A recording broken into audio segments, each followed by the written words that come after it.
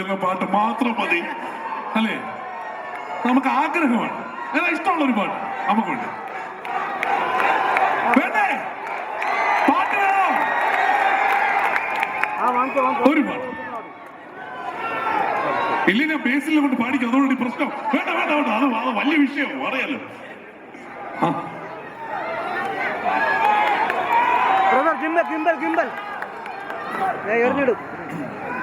Hello, ഈ പെരിയോനെയൊക്കെ ഞാൻ മറന്നു. ഞാൻ വേറൊരു പടം സംവിധാനം ചെയ്തോണ്ടിരിക്കുകയാണ്. നമ്മൾ വീണ്ടും വീണ്ടും കണ്ടോണ്ടിരിക്കുന്ന പടമാണ്. അപ്പൊ അതുകൊണ്ട് പെരിയോനെ മാറോ? ആടുജീവിതം ഇഷ്ടമുള്ളവർ മാത്രം ഇച്ചിരി വേണം വെച്ചേ. ഇനി പെരിയോനെ പാട്ട് ഇഷ്ടമുള്ളവർ മാത്രം ഇച്ചിരി വേണം വെച്ചേ. ഇനി ബാക്കിയൊക്കെ ക്രൗഡ് തീരുമാനിച്ചു. പെരിയോനെ റഹ്മാനെ, പെരിയോനെ റഹീം, പെരിയോനെ റഹ്മാനെ, പെരിയോനെ റഹീം. അങ്ങാകലെ അങ്ങാകലെ മണ്ണിൽ പുതുമഴ പെയ്യണുണ്ടേ.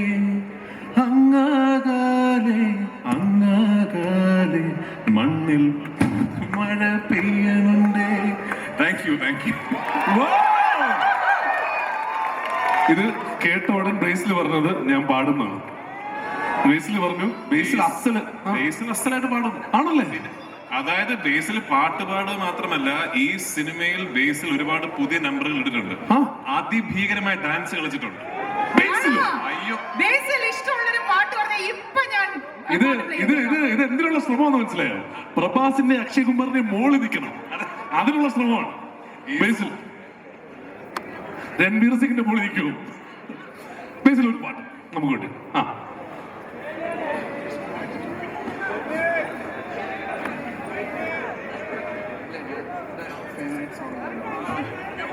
പുതിയ മുഖ,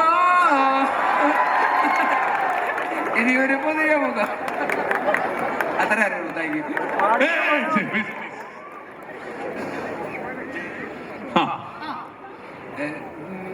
ജയ ജയ ജയ ജയ ജയ ജയ ജയ ജയ ജയ ജയ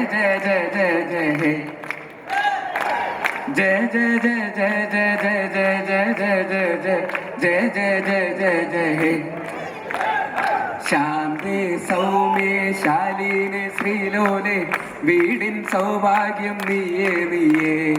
ദാസി മന്ത്രി ഭാര്യ സഹോദരി ആണിൻ ഐശ്വര്യം എന്നും നീയേ. ജയ ജയ ജയ ജയ ജയ ജയ ജയ ജയ ജയ ജയ ജയ ജയ ജയ. അപ്പൊ പിന്നെ മറുപടി പറയണം. ഇതൊക്കെ ചെറുത്, ഇതൊക്കെ എങ്ങനത്തെ ഐറ്റംസ് ആണ് പടത്തിയിട്ടിരിക്കുന്നത് ആണല്ലേ? നമ്മൾ കാത്തിരിക്കുന്നു പടത്തിന് വേണ്ടിയിട്ട്. നിങ്ങൾക്ക് വേണ്ടിയിട്ട് ഒരു ട്രിബ്യൂട്ട് ഡാൻസ് നമ്മുടെ ഡാൻസേഴ്സ് സെറ്റ് ചെയ്തിട്ടുണ്ട്. അവരൊന്നും നമുക്കൊന്ന് സ്റ്റേജിലേക്ക് ക്ഷണിക്കാം.